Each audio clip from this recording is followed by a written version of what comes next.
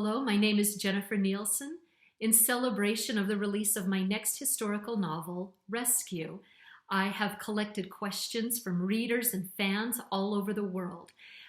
Today, I'm going to answer a few of them that have to do with the research process.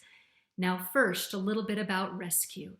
This tells the story of Meg Kenyon, who is caught up in a plan that, if successful, will result in the release of her father from a German prisoner of war camp. However, before that is going to succeed, she's got to solve a series of difficult codes and help a family escape Nazi-occupied Germany. The research process for this was absolutely fun and exciting, but Tasneem had a great question, which is, what is one fun fact you learned while researching Rescue?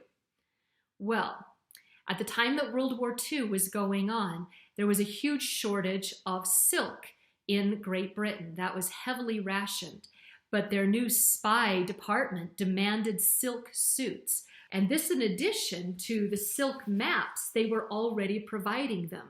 And some people were saying, why do you need silk? And then the spies explained it. They said, well, it is because silk doesn't rustle loud like paper or other materials do. We need these so that nobody knows that we are carrying them. And all of a sudden, people understood, you go ahead and use that silk, because they realized what dangerous work these spies were doing on behalf of the Allies in World War II. Tasneem had another question I thought was really awesome, which is, how much French did I have to learn for Rescue, and how did I learn it? Well, thank goodness, when I was in middle school, I took French. That was the foreign language I learned. Now, I don't remember most of it, and I don't speak it particularly well, but I know it enough that I can make my way through the French language. And that was super helpful in the book. It's proof that everything you learn has value, and that at some point in your life, everything you learn will come back to repay you in really great ways. Mary Z wanted to know, how much research in general do I do for my historical novels? Well, I will show you. Let's start with books. All right, so for one that I'm researching right now, this book on Okinawa, this book on the road to Tokyo, for Rescue, a World War II era book, the history of World War II, the SOE, this is a history of the spy department, super awesome. This is the manual of how to become a spy. It was so cool. This is just a general great history book, the Weird History 101. I told you about the silk and cyanide. This is where I got that. I'm writing a World War I novel right here. This is the history of World War I, written a year after World War I ended. So cool. This is a really great one, Weird War I, and it is super weird. And then one I'm working my way through right now. Look at all these tabs of information I have. I'm only that far of the way through the book, but it's going to be really awesome. And so the point is, when you're excited about what you are researching, it's just fun. Also, as much as I can, I like to get to original sources, interviews with people who actually lived during that time, whether I conduct the interview or I just watch the interview.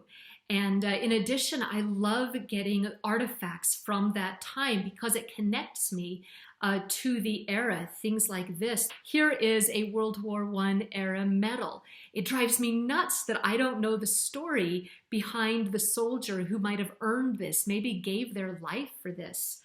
This right here is a pair of goggles that a fighter would have worn back then, that you would have to tie around. And I actually kind of like this look for myself. I might stick with it. But I love getting to original artifacts. But there's more. When it was time to do research for Rescue, in addition to books and interviews, there's also all the information that I can find online, and I store all of that in a file folder so that I always have my sources. Now in here, maps are very, very important. not only understanding where something is, but where something is in relation to everything around it. I need to know, are they crossing mountains or rivers? Are they south where it's going to be warmer or north where it's going to be colder? So maps are invaluable. And the reason I do all of this, the reason it's so important to do research, is that historical novels take place within an actual time and an actual part of our history. And I owe it to you as the reader to get it right. Anything else, and it would be cheating. So I do my research, I know my facts, and even though it's a fictional story, I want history as it was to come alive for you. Now, if Rescue sounds like a story that you might want to check out, well, literally check it out from your local library or borrow from a friend, or if you have a favorite bookstore, you should be able to get a copy of it there. Now, there will be other videos to follow. I hope you'll stay tuned for those. In the meantime, whatever it is you choose to read, just read. Thank you.